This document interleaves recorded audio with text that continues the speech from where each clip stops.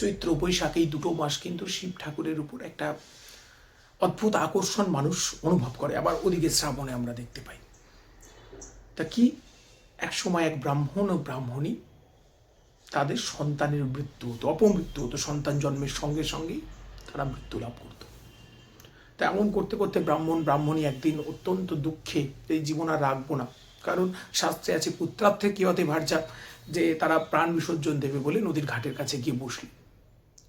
ষষ্ঠী, মা ষষ্ঠী হচ্ছেন জননীর দেবী, রিপ্রোডাক্টিভ সিস্টেম, যার কৃপায় সন্তান লাভ হয় মনে করা হয়। মা ষষ্ঠী সেখানে এসে পৌঁছলেন এক বৃদ্ধার বেশ ধরে। বললেন, বাবা তোমরা তো দুঃখী কেন? বললেন, মা আমরা প্রাণ বিসর্জন দেবো। কেন? আমাদের সন্তান নেই। তাহলে কি? বলে, তোমরা এক কাজ করো, চৈত্র মাস জুড়ে সংযম করো। শিব পুজোর প্রথম জায়গাটা হচ্ছে সংযম, ইন্দ্রিয় সংযম, রিপু সংযম, কাম ক্রোধ লোভের সংযম, আর সংযম। এগুলো না হলে কিন্তু কখনোই শিবকে পাওয়া যায় না, সত্য শিব সুন্দর।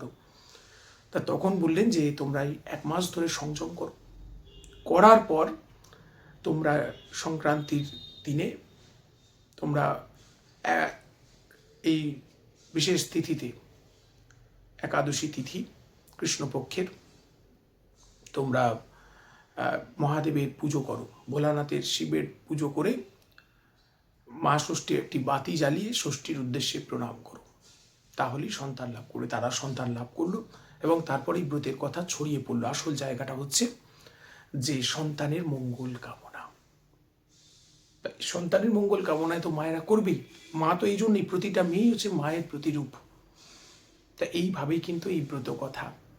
আর অপরদিকে গাজন হয়, সন্ন্যাস নেয় একদল। কেন? সেখানে শিব এবং নীলাবতী চণ্ডীর বিবাহ।